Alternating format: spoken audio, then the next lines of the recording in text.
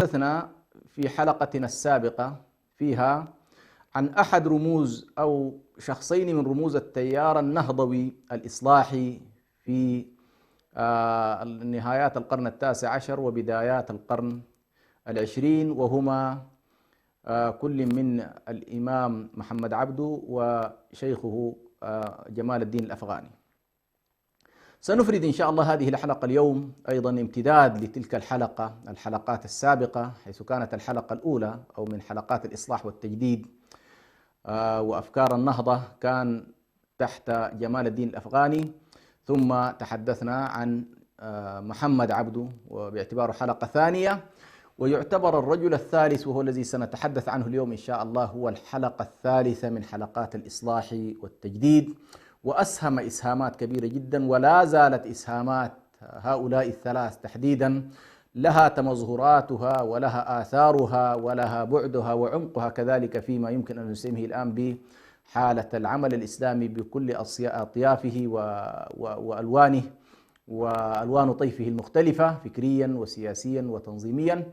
هذا الرجل أو هذا الرمز الذي سنتحدث عنه اليوم هو العلامة والشيخ محمد رشيد رضا. محمد رشيد رضا هو من أهل الشام، وولد في 1865 وعاش حتى 1935. وهنا نلاحظ أن محمد عبده توفي في 1905 وعاش تلميذه بعد ذلك 30 سنة من بعده، وهذا سينعكس بطبيعة الحال على عملية الارتباط والمشيخة وتأثيرها على التلاميذ، وكيف أن التلميذ أحيانا يساهم في نشر أفكار شيخه وبلورتها وتفصيلها وشرحها بشكل أعمق، وهذا إن شاء الله ما سنلاحظه مع تجربة الشيخ محمد رشيد رضا. يمكن القول بأن الشيخ محمد رشيد رضا هو الحلقة الثالثة من حلقات الإصلاح والتجديد بعد الأفغاني ومحمد عبده، وكان لرشيد رضا دور بارز في نشر أفكار شيخه محمد عبده ومن قبله جمال الدين الأفغاني، وذلك من خلال مجلة المنار، والتي كانت منارة من منارات الوعي والفكر والثقافة، كما أنه كان مهتما بشكل كبير بالقرآن الكريم. يعني محمد رشيد رضا كان واحد من القضايا التي تميز بها، وهي على طريقة أيضا شيخه محمد عبده، وهو أيضا له تميز كبير جدا في موضوع الدراسات القرآنية. أيضا امتاز الشيخ رشيد رضا في موضوع القرآن وإبرازه في تفسيره المنار لمفهوم السنن الربانية وكيفية عمل هذه السنن وكيف تعمل السنن في الخلق، وهذا مبثوث عموما في كتابه الذي إن شاء الله ستكون حلقتنا هذه بشكل كبير متركزة أو مركزة على كتاب المنار، تفسير المنار للشيخ محمد رشيد رضا. حاول عموما محمد رشيد رضا أن يقدم لنا رؤية فكرية وسياسية واجتماعية وتربوية، رؤية إصلاحية شاملة، حيث استفاد من شيوخه السابقين وبلور أفكارا هي بشكل كبير ناضجة وقريبة من الواقع، ولم تكن معزولة أو لم تكن كذلك مثالية يصعب تنزيلها إلى الواقع، أو أنها مثلا غير مواكبة للواقع وبالتالي عدم مواكبتها للواقع يجعلها غير موضوعية وغير واقعية. وهذه إشكالية الأفكار بشكل عام، إما أن تكون مثالية جدا يصعب أو غير قادرة على أن تتنزل في أرض الواقع، أو أنها تكون أيضا غير مواكبة لاحتياجات الواقع أو دون متطلبات الواقع والعصر، وبالتالي أيضا يتجاوزها الزمن. على كل، رشيد رضا لم يكن من هذا النوع، بل كان من خلال كتاباته استطاع أن يبلور لنا رؤية في الإصلاح السياسي والإصلاح الفكري. فمثلا من خلال كتابه الخلافة رد على الكثير من الشبهات، شبهات الكماليين ودعاة العلمانية، وتأثر عموما بأفكار المنار العديد من بلدان العالم الإسلامي شرقا وغربا.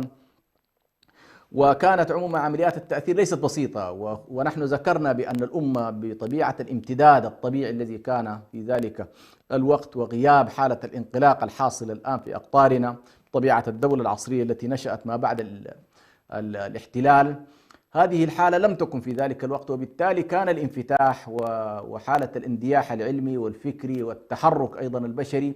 حركة العلماء كانت طبيعية جدا، يتحركون في كل مكان يجدون فيه إمكانية العطاء لهذه الأمة، وبالتالي كانت مساهمات عموما المنار كمجلة، ثم بعد ذلك المنار كتفسير له أيضا تأثير عموما على عالمنا الإسلامي. وبالرغم من تأثر الشيخ رشيد رضا بشيخه محمد عبده، إلا أنه اختط لنفسه خطا مستقلا خاصا يمكن أن نميز ما بين قراءتنا لكتب محمد عبده وبين قراءتنا لرشيد رضا، وهنالك عموما بعض المسارات التي تتضح فيها هذه المسار، وخصوصا في منهجيته الفكرية والسياسية، وذلك من خلال النقاط الآتية. تحدثنا في الحلقة الماضية أن الشيخ محمد عبده في أواخر أيامه نأى شيئا ما عن السياسة، وركز في المجال الفكري والإصلاحي والتربوي، ومال إلى المسالمة والمهادنة، واختلف أو خالف طريق شيخه الأفغاني فيما يتعلق بالثورة السياسية. وبالتالي هنا نلاحظ أن الحلقة الوسطى ما بين ثورة الأفغاني وما بين أيضا فاعلية رشيد رضا، هنالك حلقة هادئة وهي حلقة محمد عبده. وهنا سنأتي إن شاء الله ما هي النقاط التي تميز بها محمد عبده في الأطروحات النهضوية، وما هي القضايا التي تميز بها الشيخ رشيد رضا. كان الشيخ الإمام محمد عبده ميالا للمدرسة العقلية كما هو حال شيخه الأفغاني. أما رشيد رضا فقد صنف بأنه كان ميالا للمدرسة السلفية مع شيء من العقلانية، مع تحفظنا عموما على قضية أنه هذا والله سلفي وهذا عقلاني. طبعا بطبيعة الحال ليس هنالك مسلم يشهد أن لا إله إلا الله محمد رسول الله إلا وله مساحات من النقل وله مساحات من السلفية، وكذلك من يكون سلفيا لا يمكن أن يكون غير عقلاني.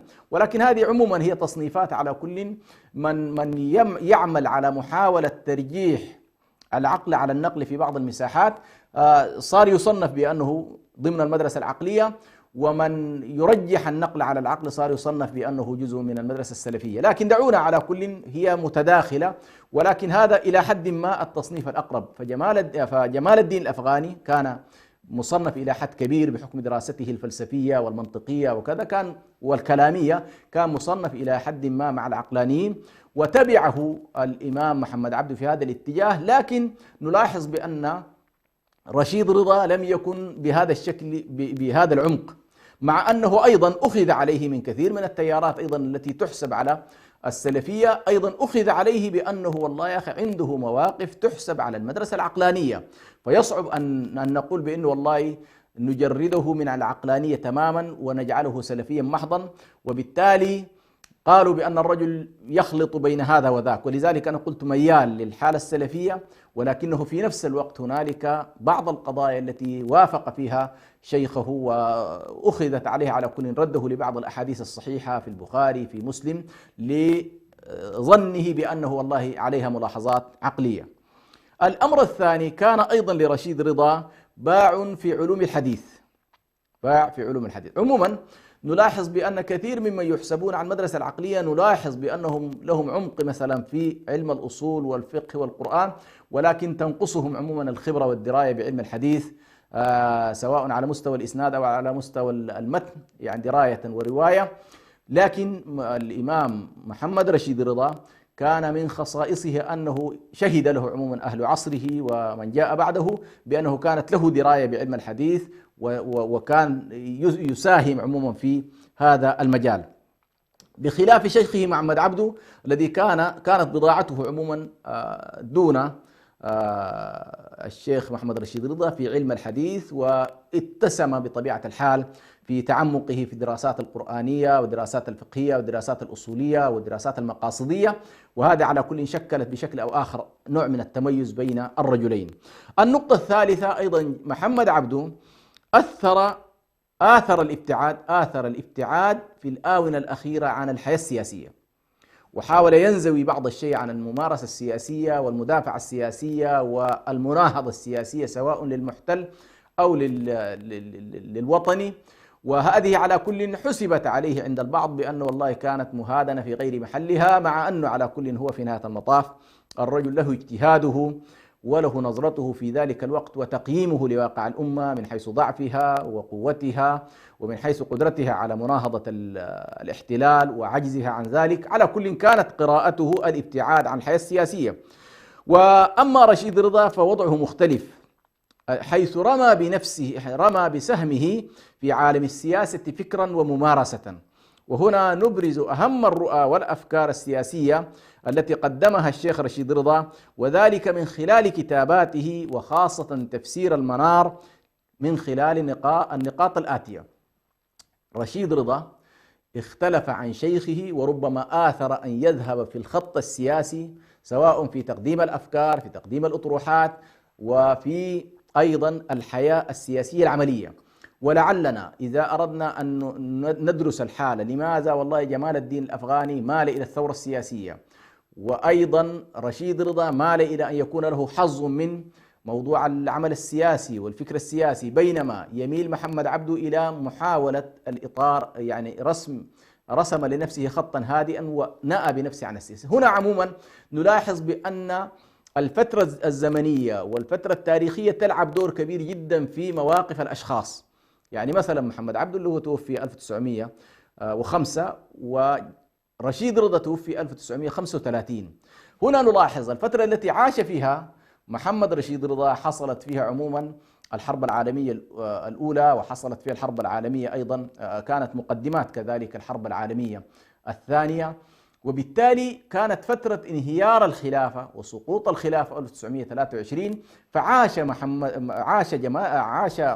رشيد رضا فترة مختلفة عن الفترة التي عاشها محمد عبده، وبالتالي طبيعي جدا أن تختلف اجتهادات رشيد رضا، أن تختلف. يعني أنت لاحظ رجل عالم من علماء الأمة يعيش لحظة الانهيار، وشخص آخر لم يكن بذاك الوضع. يعني كانت محمد عبده عاش فترة على الأقل خرجت فيها إلى حد كبير مصر عن المعادلة، كما دائما تخرج مصر أول ما تخرج مصر في معادلة الأمة في كثير من المحطات. يعني العدوان الخارجي يسعى إلى إخراج مصر من المعادلة، ولذلك صدق من قال من الكتاب ولعله أبو القاسم حاج حمد المفكر السوداني عندما قال بأنه لا حرب بلا مصر، ولا يعني تطبيع بلا السعودية، ولا سلام بلا سوريا. على كل دولة لها وضعيتها، لها نقطة قوتها. فمصر هي تمثل قلب العالم العربي، وبالتالي أي محاولة لخوض حروب في العالم العربي إذا ما استطعت أن تحيد مصر أو تكسب مصر فإن المعادلة تكون فعلا صعبة. فالشاهد بأن جمال الدين الأفغاني عاش فترة مختلفة عن محمد عبده، محمد عبده أيضا عاش فترة مختلفة عن رشيد رضا. رشيد رضا عاش فترة حاسمة في حياة الأمة سقطت فيها الخلافة، فكان لا بد أن يكون لهذا الحدث الكبير، وهو حدث سياسي بطبيعة الحال وحدث حضاري، لا يمكن أن يكون رشيد رضا منزويا في زاوية من زوايا المساجد أو نادي من أندية الفكر الثقافي أو التربوي ويترك الحياة السياسية يفعل فيها الأعداء ما شاء. وبالتالي طبيعي جدا أن يكون لرشيد رضا إسهامه الفكري وإسهامه السياسي فيما يمكن أن نسميه بالإصلاحات السياسية. سأتناول على كل الأفكار العامة في الإصلاح الفكري والسياسي لمحمد رشيد رضا من خلال جملة من كتاباته، ولكن أهم ما نركز عليه كتاب تفسير المنار، لأنه اعتقد أن تفسير المنار أو اشتمل على جزء كبير جدا مما كان ينشره محمد رشيد رضا سواء في المجلة أو في كتابات على كل خارجية، لكن هو شامل لجزء كبير من أفكاره وأطروحاته. فنحاول إن شاء الله أن نعطي نبذة مختصرة عن هذا التفسير، تفسير المنار لمحمد رشيد رضا، نعطي عنه نبذة حتى نتعرف على هذه الخلفية لهذا الكتاب. يقوم تفسير المنار في حقيقة أمره على 3 رجال. يعني تفسير المنار لا يعني الآن عرف بأنه تفسير لمحمد رشيد الرضا، ولكن لا بد أن ننبه على طلاب العلم والباحثين على أن موضوع تفسير المنار هو يعني مر بمرحلة فكرة ومرحلة بذرة ثم مرحلة النمو والانتشار أو اكتمال الفكرة. يعني في البداية فكرة ثم بذرة بذرت ثم بعد ذلك تحول إلى فكرة. طيب، صاحب فكرة المنار هو جمال الدين الأفغاني. يعني الأفكار الأساسية لتفسير المنار والمفاهيم العظمى والكبرى والمنهاج الذي يمكن أن يكون منهاجا إصلاحيا ينهض بالأمة، الأفكار الأساسية فيه هو لجمال الدين الأفغاني. هذه الأفكار الكبرى الترجمة العملية لها ووضع بذورها كان في فترة محمد عبده، الإمام محمد عبده، وذلك من خلال تدريسه في الأزهر وتدريسه كذلك في بيروت، حيث استطاع أن يضع الإمام محمد عبده بذرة كتاب المنار. نذهب إلى فاصل ونعود إليكم، فكونوا معنا إن شاء الله. لنيل الأمنيات ورحلة فيها نجاهد كي نرى معنى الحياة ولا نزال على طريق طموحنا حتى الممات.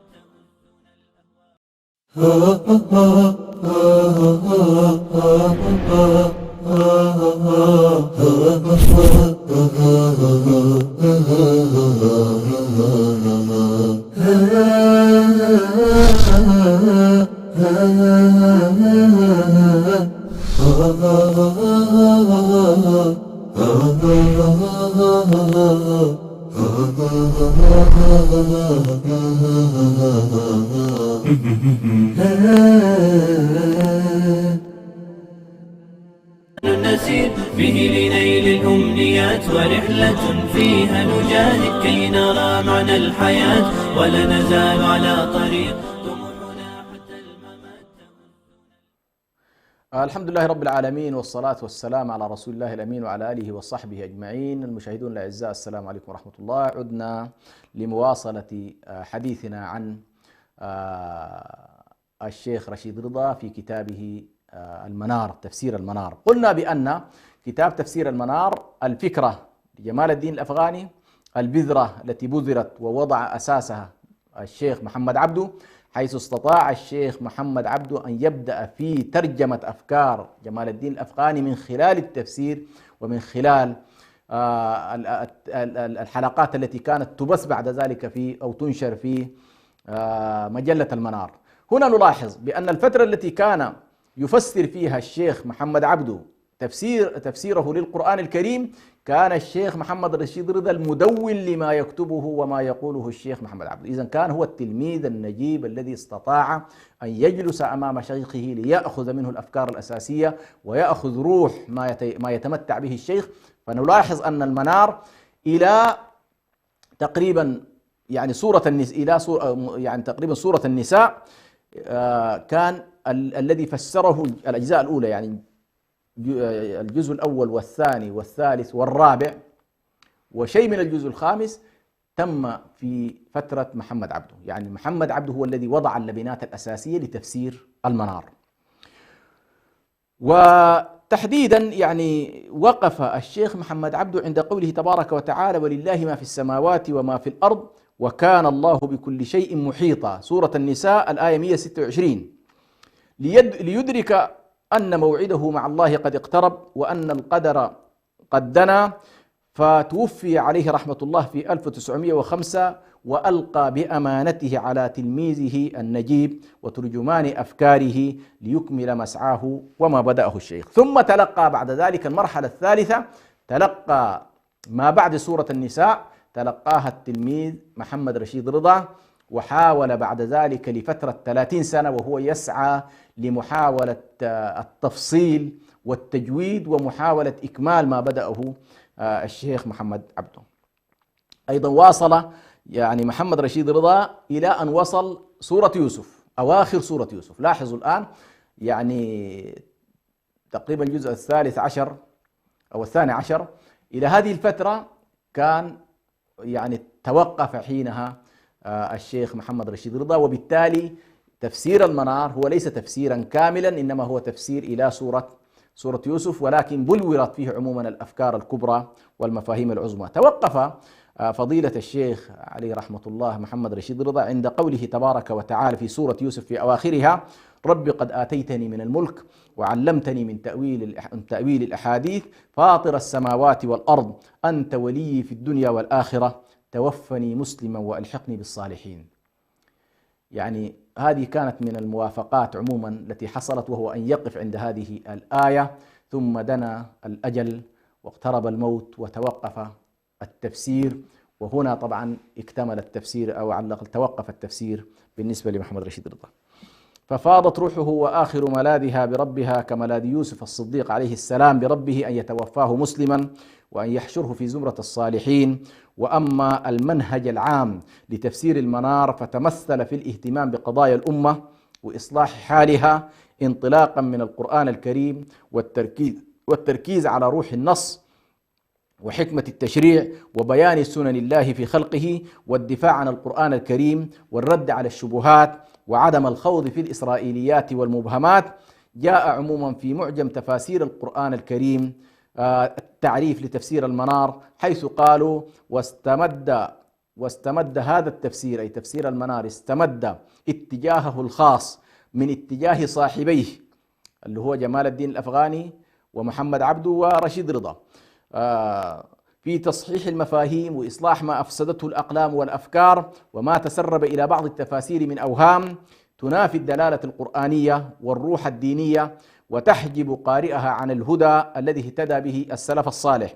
ويقوم تفسير المنار عموما على آثار السلف ومحاولات التوفيق بين الآثار السلفية المنقولة وما بين المواءمة مع الواقع المعاصر الحديث. يعني كيف يمكن أن نوائم ما بين منقولات السلف وما بين مستجدات العصر. فكانت على كل محاولة رشيد رضا ومحاولة شيخه الإمام محمد عبده في هذا التفسير هي الجمع ما بين الآثار السلفية وما بين الواقع المعاصر. وصارت أفكاره بعد ذلك صارت الأفكار الأساسية لهذا الكتاب كما عرفه عموما رشيد رضا يعرف أيضا تفسيره. رشيد رضا يقول هذا التفسير تفسير سلفي أثري مدني عصري إرشادي اجتماعي سياسي. يعني هو حاول أن يعطي صورة، وأعتقد أن أفضل من يعرف كتاب هو كاتبه. فهذا الكاتب اللي هو محمد رشيد رضا يعبر بصورة واضحة ودقيقة وجلية عن حقيقة تفسيره، فيقول هو عبارة عن تفسير سلفي أثري مدني. وهنا المدني طبعا هو يتناول حياة الناس ويحللها وقضايا السنن الإنسانية والسنن العمرانية، هذا كله مما يدخل في مفهوم بأنه تفسير مدني.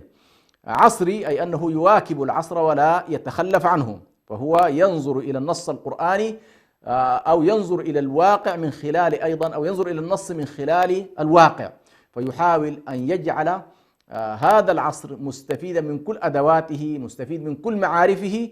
وهذه طبعا طبيعة القرآن الكريم أنه يتجلى ويتكشف مع الزمن، فكلما تقدم بالناس الوقت وتقدم بهم الزمن أظهر الله لهم وكشف لهم من العلوم ما يواكب واقعهم. وهذه طبيعة النص القرآني، فهو نص صحيح ثابت في مضمونه ولكن متغير في حركته. بمعنى سنريهم آياتنا في الآفاق وفي أنفسهم حتى يتبين لهم أنه الحق. هذه الطبيعة التي لم تدركها قريش وكذبت بها لعدم إحاطتها بطبيعة النص القرآني، وهو أن فيه من القضايا ما احتفظ الله بها لوقت لاحق. فليست كل القضايا القرآنية خلاص متكشفة بحيث والله يعني انتهت مع القرن السابع وليس للقرآن جديد يقدم. لا، الله سبحانه وتعالى يعني جعل هذا القرآن الكريم متضمن لآيات الإعجاز وآيات العلم وآيات البينات والبصائر التي جعلها الله سبحانه وتعالى تتكشف مع الوقت. وهذا ما نراه في كل وقت من الأوقات، تأتي حقائق وبراهين وبينات اشتمل عليها القرآن وهو متجاوز للعصر بطبيعة الحال. وسيأتي يوم ما وفي القرآن الكريم الكثير والكثير مما لم نعرفه حتى الآن، ولكن سيعرفه إن شاء الله من يأتي من بعدنا. ولهذا فقد عد تفسيره تفسيرا مستقلا، وسماه البعض باسم المدرسة العقلية أو المدرسة الإصلاحية، وصارت أفكاره مداد روح النهضة الإسلامية الحديثة وقوام التفكير الإسلامي المجدد. هذه طبيعة التفسير ومنهج تفسير المنار وما يتطلع إليه. نأتي إلى صلب الموضوع، وهو مسألة الإصلاح الفكري والسياسي في تفسير المنار. أنا ذكرت بأن يعني جمال الدين الأفغاني قائمة كانت فكرته على الحالة الثورية السياسية، محمد عبده كان قائم على الهدوء والجانب التربوي والفكري. ذكرت بأن رشيد رضا كانت فكرته قائمة على أساس أن يكون له في كل باب سهم، فيسهم في الحالة الفكرية، يسهم في الحالة التربوية، يسهم في الحالة السياسية، يسهم في كافة وسائل الإصلاح. فانطلقت مدرسة المنار من قاعدة الإصلاح الشامل للمجتمع وتغيير الواقع بالقرآن الكريم. يعني ينظر جمال الدين الأفغاني ومحمد عبده ورشيد رضا إلى أن القرآن الكريم هو مركزية الانطلاق، يعني كلهم تقريبا ينطلقوا بأن حالة الإصلاح في المجتمعات لا يمكن أن تتم غير القرآن، لأن الله سبحانه وتعالى أنزل هذا القرآن ليكون هو كتاب التحول عند الناس، كتاب التغيير، كتاب التجديد، كتاب النهضة. وبالتالي لا نهضة بلا كتاب، لا نهضة بلا هداية، لا نهضة بلا مرجعية، ولا نهضة بلا مصادر يمكن أن ينطلق إليها الإنسان، لا نهضة بلا ذاكرة. والكتاب العزيز يتضمن أكبر ذاكرة بشرية من خلال القصص القرآني التي تشكل ربما خمس القرآن الكريم نجده من القصص، ليشكل لنا ذاكرة حول القضايا الإنسانية وحركة هذا الإنسان في هذا الوجود. فعموما كانوا ينطلقون من القرآن من منطلق أن القرآن الكريم جاء لإصلاح جميع نواحي الناس، الحياة الاجتماعية، الحياة السياسية، الحياة الاقتصادية، الحياة الدينية. ونجد ذلك في مقولة صاحب المنار الشيخ رشيد رضا، حيث يقول إن الكتاب الإلهي يجب أخذه بقوة وإرادة وجد وعزيمة لتنفيذ ما هدى إليه من الإصلاح وتكوين الأمة تكوينا جديدا صالحا. ويتأكد ذلك في الرسول المبلغ عليه الصلاة والسلام والداعي إليه والمنفذ له بقوله وعمله، ليكون لقومه فيه أسوة. وتلك سنة الله سبحانه وتعالى في سائر الانقلابات والتجديدات الاجتماعية والسياسية. وباختصار محمد عبده يقول: إذا كان الرسول عليه الصلاة والسلام هو الشخص الذي يبلغ هذه الرسالة، وهو الشخص الذي يمتثلها، وهو في إطار التبليغ معصوم وفي إطار العمل مستعصم، فهو مع كمال الاعتصام مع كمال العصمة وكمال الاستعصام، فهو في غاية ما يمكن أن تصله الحالة الإنسانية. فجعل الله سبحانه وتعالى رسول الله صلى الله عليه وسلم هو القدوة. لقد كان لكم في رسول الله أسوة حسنة، فهو رسول الله وهو أسوتنا الذي نأتسي به. فرشيد رضا يقول: هذا القرآن الذي جاء به النبي صلى الله عليه وسلم ما كان منزويا النبي صلى الله عليه وسلم، ولا كان منسحبا من الحياة، ولا كانت مواقفه عليه الصلاة والسلام مواقف سالبة. بالعكس، النبي صلى الله عليه وسلم كانت مواقفه كلها مواقف إيجابية فاعلة متحركة مؤثرة في المجتمع، حتى بنى لنا بفضل الله سبحانه وتعالى إلى وفاته عليه الصلاة والسلام وقد استطاع أن يقيم دولة ودعوة، وترك لنا أصحابا تربوا على يديه، وفتح الله سبحانه وتعالى البلاد وفتح بهؤلاء قلوب العباد إلى ما وصلت إليه البشرية حتى هذه اللحظة. وبالتالي يقول: هذا هو القدوة وهذا هو الأسوة، فليس لأحد وخاصة العلماء الربانيين ليس أمامه إلا السير على الخط الذي سار عليه رسول الله صلى الله عليه وسلم. فهنا نلاحظ فالسياسة إذن لم تكن بمنأى عن الدعوة إلى الإصلاح، بل إن الدعوة للإصلاح السياسي قد تميزت بالشمولية، لأن نظرة الشيخ رشيد رضا للسياسة شاملة وعامة، لا تميز بين الراعي والرعية، وتتفاعل مع الأزمات بدقة وموضوعية، وتقترح الحلول، وهي دعوة تحررية تنبذ الظلم والدكتاتورية والطغيان، وهي الدعوة التي يعود لها الفضل في انتشار الصحوة الإسلامية التي نراها اليوم في مختلف أرجاء العالم. ويعبر الشيخ رشيد رضا عليه رحمة الله عن توجهه السياسي والإصلاحي بقوله: يقول: حقا إنني على ضعفي وعجزي حريص على الإصلاح الإسلامي على إطلاقه وعمومه، لا أخص به أهل المذهب دون غيره. يقول: لا أخص به أهل المذهب دون غيره. ثم يقول عليه رحمة الله: إن الكتاب الإلهي يجب أخذه، يعني يجب أن نأخذ الكتاب بقوة. والله سبحانه وتعالى مسألة أخذ الكتاب بقوة هذه وردت مع يحيى عليه يا يحيى خذ الكتاب بقوة، ووردت مع موسى عليه السلام، وردت مع بني إسرائيل، وهو أن يؤخذ الكتاب علما وعملا، مأخذ الجد ومأخذ العزيمة ومأخذ التحرك بهذا الكتاب، وأن يكون الناس قائمين به. ولذلك الله يقول أن أقيموا الدين، وإقامة الدين تتطلب القومة. نحن في بدايات يعني حديثنا عن موضوع النهضة أنا قلت بأن النهضة في الاصطلاح القرآني يطلق عليها القومة، فالله سبحانه وتعالى يريدنا أن نكون قائمين بهذا الحق الذي أنزله جل جلاله. وكان رشيد رضا عليه رحمة الله يرى ضرورة العمل على تجديد السياسة الشرعية، هو من دعاة التجديد لموضوع السياسة الشرعية، وخاصة قد ضاعت في عهده الخلافة، وتفاقم الوضع السياسي، وتمزقت وحدة المسلمين، وتشتتت كلمتهم، حيث أصبح الحكم ديكتاتوريا ظالما. وفي ظل هذه الظروف أراد أن يكون مصلحا سياسيا، فالسياسة إذن لم تكن بمنأى عن الدعوة إلى الإصلاح، بل إن الدعوة للإصلاح السياسي قد تميزت بالشمولية، لأن نظرة الشيخ رشيد رضا عليه رحمة الله شاملة وعامة لا تميز كما ذكرنا بين الراعي والرعي. إذن نلاحظ بأن أفكار الشيخ رضا كانت قائمة على فكرة التجديد، فكرة تقديم نموذج نظري على الأقل تستطيع أن تستهدي به الأمة في أطروحاتها السياسية، وهي تواجه تحديات كبيرة جدا فكرية وسياسية. كان حريص رشيد رضا أن يقدم عدد من الأفكار في هذا الاتجاه. عموما نأتي إلى أهم العناصر الإصلاحية التي دعت إليها هذه المدرسة الإصلاحية. يعني ما هي أهم المعالم التي تميزت بها هذه المدرسة؟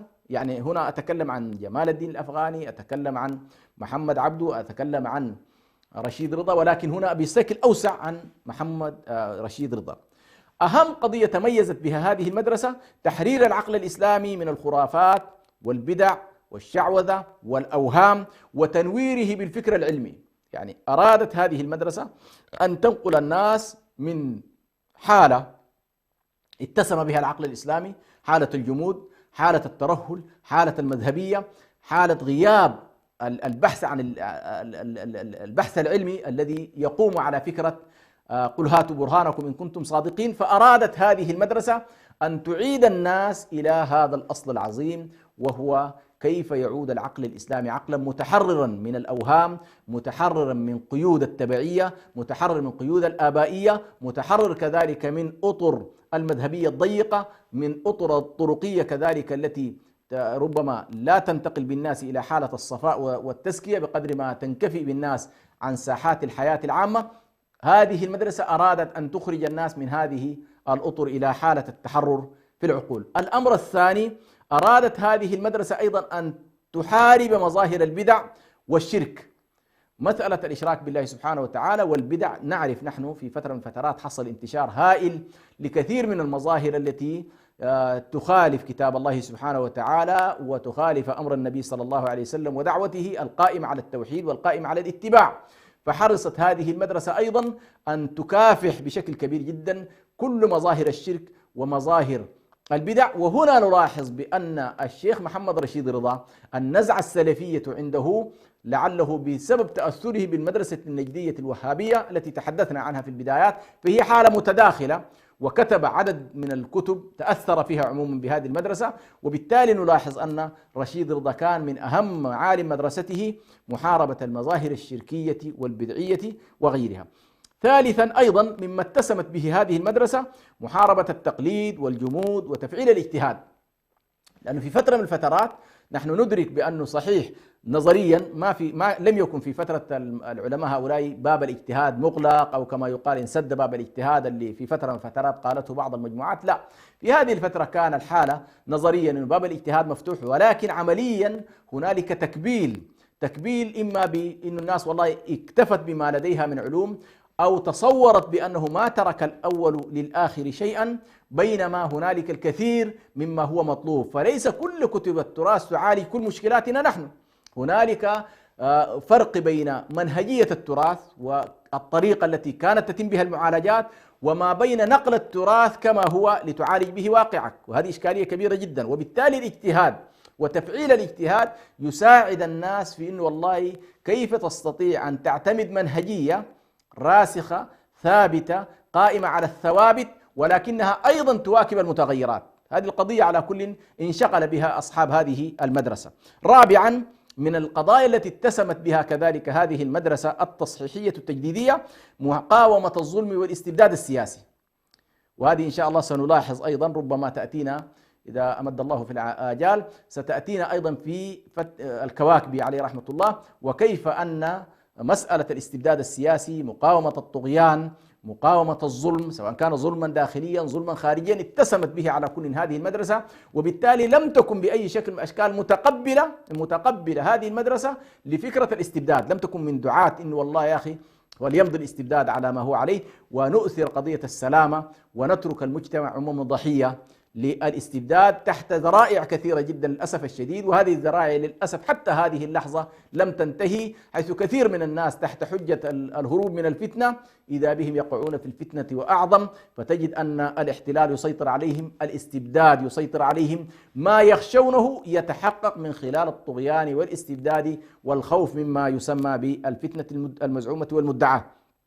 خامسا، أيضا من المسارات الكبرى التي اتسمت بها هذه المدرسة الدعوة إلى إشاعة العلم والمعارف الحديثة داخل الأمة الإسلامية. كانت الصورة عندهم واضحة، خاصة محمد عبده وكذلك رشيد رضا، أهمية مواكبة أمة الإسلام للعلوم العصرية التي وصلتها أوروبا، وكانوا يقولون بأن هنالك تفوق هائل جدا استطاعت أوروبا أن تصله من خلال عصر التنوير وعصر النهضة، وبلغت مبلغ ربما كبير جدا، وهنالك تراجع في أمة الإسلام. هذه الحالة أيضا كانوا يدعون بأهمية الاستفادة من العلوم الحديثة، وأن يكون في الأمة من يقوم بهذا الجانب ويسد هذا المسد، وبالتالي هذه أيضا كانت واحدة من القضايا التي دعوا إليها. سادسا، أيضا الاحتراز من خروج الإصلاح السياسي عن أصول التشريع وأحكامه ومقاصده. نلاحظ بأن مدرسة محمد عبده ومدرسة الشيخ رشيد رضا كانت مدرسة تتسم بالاعتدال، فلم تكن تجنح مثلا إلى التطرف أو تجنح مثلا إلى المسارات العنفية داخل الأمة، ولكنها كانت تميل إلى أن والله مسار الإصلاح ومسار النهضة يجب أن يكون مسارا معتدلا ومحترزا من أن يخرج الخط السياسي عن المسار الشرعي المنضبط الذي يراعي أصول الشريعة ويراعي روح التشريع. سابعا، أيضا مما اتسمت به هذه المدرسة الانضباط بحاكمية التشريع. انضبطت بشكل كبير مدرسة محمد عبده ومدرسة الأفغاني ومدرسة رشيد رضا، اتسمت كذلك بمسألة حاكمية التشريع. وهنا نلاحظ الفرق ما بين النهضة الإسلامية التي كانت روادها هؤلاء والنهضة القومية العربية التي حاول أن يتزعمها جزء من النصارى العرب أو حتى من أبناء المسلمين ممن تأثروا بفكرة القومية في أوروبا، وأرادوا أن يخرجوا من الدولة العثمانية بحجة أن هنالك مظالم قومية وأن هنالك دعاوى قومية في الدولة العثمانية لا بد أن تقابل أيضا بدعاوى قومية عربية. فعلى كل هنا لست بصدد الحديث عن الدعاوى القومية، فهذه على كل خارج عن مسار البرنامج الذي نتكلم عنه، لأننا نركز في برنامجنا عن مسار الإصلاح السياسي والفكر الإسلامي. وبالتالي نلاحظ كل هؤلاء الدعاة والعلماء كانت رؤيتهم منطلقة في عملية الإصلاح من منظومة قرآنية نبوية، ولم يكونوا أصلا يرون بأن هنالك إمكانية للخروج عن كتاب الله أو إمكانية للخروج عن سنة النبي صلى الله عليه وسلم، أو كانوا مهزومين كذلك أمام الحضارة الغربية بحيث والله سلموا أمرهم كاملا. لأننا لاحظنا للأسف الشديد هنالك من ذهب إلى أوروبا والغرب وتأثر بهم وجاء بحالة من الهزيمة النفسية لدرجة أنه يكاد يعتبر أن والله الحضارة الإسلامية لا تعني عنده شيئا، بل حتى ثوابتها من كتاب وسنة ربما عند البعض يعتبروه نوع من التراث، وكانوا يتعاملون معه على هذا الأساس. إذن هذه باختصار المعالم الكبرى أو أهم العناصر التي اتسمت بها مدرسة محمد رشيد رضا وركزت عليها في كل كتاباتها، سواء في تفسير المنار، سواء في كتاب الخلافة، سواء في مجلة المنار. كانت هذه القضايا ذات البعد الفكري والسياسي والإصلاح الديني الذي اتسمت به هذه المدرسة. بطبيعة الحال كل من يكتب عن الفكر السياسي لا بد أن يكتب، وهو يتحدث عن الإصلاح السياسي، يتحدث عن الإصلاح الفكري، لا بد أن يكتب عما يتعلق بمعوقات الإصلاح السياسي. يعني ما في شخص يكتب عن السياسة وهو لا يتصور المعوقات، لا يتصور التحديات، وإلا يعتبر ليس مفكرا، لأن طبيعة المفكر هي محاولة النزول إلى القاع للتعرف على المشكلات والتعرف على التحديات والتعرف على العوائق، ثم إبراز هذه المسائل وعرضها على الشمس ليتم التعامل معها بصورة واضحة. وهنا نلاحظ بأن رشيد رضا كان من الذين ساهموا مساهمة كبيرة جدا في إبراز معوقات الإصلاح السياسي. فما هي؟ حاول على كل من خلال وقوفنا على ما كتب حول هذا الموضوع نلاحظ بأن محمد رشيد رضا ذكر 5 عوائق أساسية في الإصلاح السياسي، يعني من خلال كتابه تفسير المنار. الحالة الأولى التي كان يعدها رشيد رضا من العقبات الكبرى في الإصلاح السياسي والفكري ما سماه العصبية الدينية والسياسية. العصبية الدينية والسياسية. هنا نلاحظ على كل فيما يتعلق بالعصبية الدينية، إذا اعتبرنا بأن الحضارة الإسلامية كانت فيها جملة من الأديان، كان المسلمون الغالبية فيها، وكان هنالك نصارى موجودين في العالم أيضا العربي والإسلامي، وكان اليهود أيضا موجودين، نلاحظ بأن الغزو الخارجي والتأثير الخارجي إلى حد كبير كان يستثمر في التناقضات الدينية، وهذه الاختلافات الدينية المصحوبة بالتعصب، المصحوبة بالشعور بأن هنالك مظالم وغبن وغير ذلك.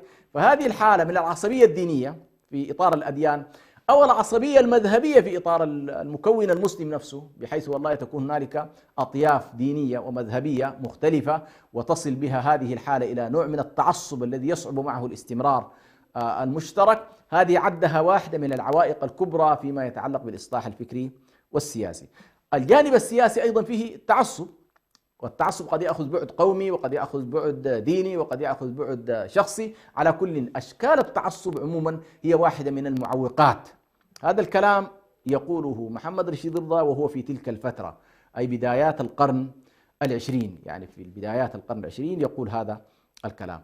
النقطة الثانية والتي عدها أيضا من عقبات الإصلاح السياسي عقبة الجهل والأمية. ونحن ذكرنا في حلقاتنا بأن في أواخر الدولة العثمانية كان مساحة الجهل واسعة والأمية واسعة، بينما نحن ذكرنا بأن الدول هذه الأوروبية وقتها تقدمت كثيرا، حتى لدرجة أنها كانت تطلق على الدولة العثمانية برجل أوروبا المريض، ولكن صفة الجهل وصفة الأمية عموما كانت غالبة، ولعل العالم العربي تحديدا كان تنتشر في هذه المسألة بشكل واسع.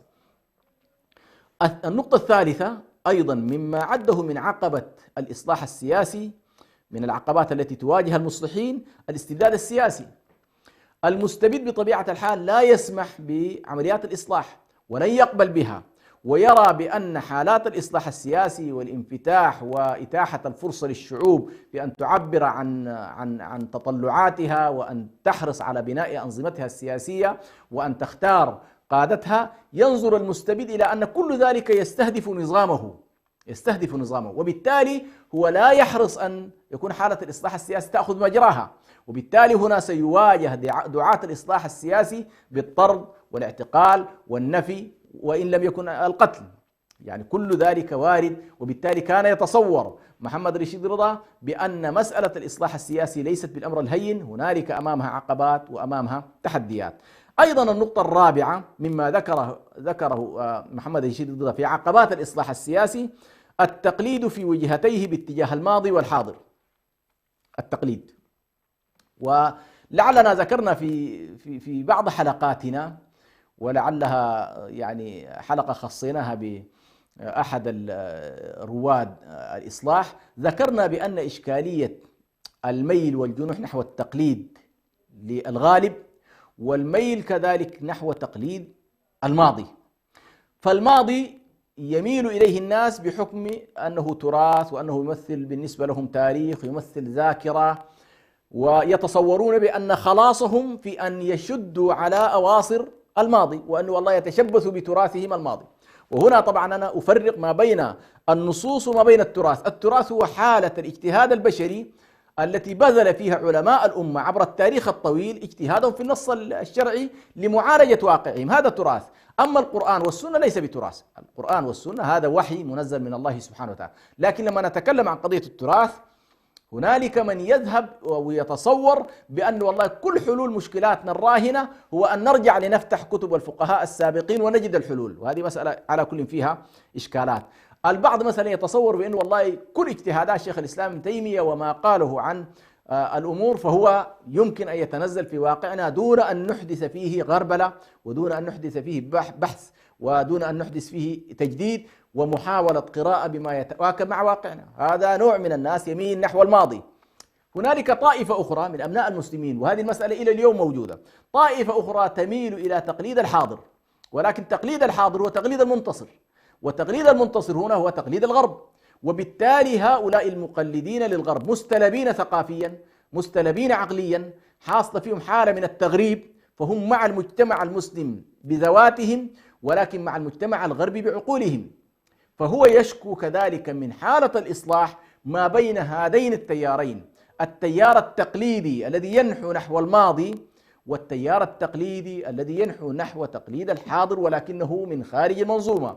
يعني هو لا يقلد مثلا مجددا من داخل الأمة، ولكنه يقلد الخارج، ويتصور بأن والله إذا ما أخذنا الأفكار الغربية كما هي وأنزلناها في واقعنا يمكن أن تحل المشكلات، كما هو الآن حال الدعاة العلمانية في واقعنا المعاصر وكيفية تناولهم عموما لمشكلات الواقع العربي والإسلامي. تلاحظ بأن همومهم وتطلعاتهم وأشواقهم وأذواقهم وبرامجهم العملية كلها هي احتياجات العنصر الغربي. انظر إلى العالم العربي في كثير من القضايا. يعني الآن لو نظرنا ببساطة شديدة جدا مثلا إلى موضوع المرأة، موضوع المرأة المسلمة وحاجتها وتحدياتها وما هي القضايا التي تواجه هذه المرأة. لاحظ الآن التيار النسوي في العالم العربي والإسلامي اهتماماته كلها نلاحظ بأنها اهتمامات غربية، اهتمامات المرأة الغربية. يعني هو يتكلم مثلا عن قضية التكشف وقضية التعري وقضية أن المرأة والله تقود سيارة أو يعني تقود عجلة، تذهب في شارع معين وهي مثلا كاشفة لصدرها وكأن هذه هي مشكلات المرأة في بلادنا، بينما سنلاحظ بأن مشكلات المرأة عندنا مشكلات وجودية، هي في وجودها، في طعامها، في شرابها، في كرامتها، في حياتها العامة. هنالك إشكالات على كل كثيرة جدا. ختاما من العقبات التي ذكرها كذلك الإمام محمد عبده تمزق جسد الأمة، حالة الاختلاف والافتراق، هذه أيضا كان واحدة من القضايا التي ركز عليها الإمام محمد عبده، الإمام محمد رشيد رضا. وبالتالي هذه 5 عقبات: العصبية الدينية، عقبة الجهل والأمية، الاستبداد السياسي، التقليد في وجهتيه نحو الماضي والحاضر، تمزق جسد الأمة. نكتفي بهذا القدر إن شاء الله، وستكون لنا بإذن الله سبحانه وتعالى حلقة مكملة في هذا الموضوع حتى نحاول أن نغطي فكر محمد رشيد رضا بكل أبعاده. ويكتفي بهذا القدر، والسلام عليكم ورحمة الله وبركاته. الأرض ميدان نسير به لنيل الأمنيات، ورحلة فيها نجاهد كي نرى معنى الحياة، ولا نزال على طريق طموحنا حتى الممات، تؤذنا الأهواء لكن نسأل الله الثبات. الأرض ميدان نسير به لنيل الأمنيات، ورحلة فيها نجاهد كي نرى معنى الحياة، ولا نزال على طريق طموحنا.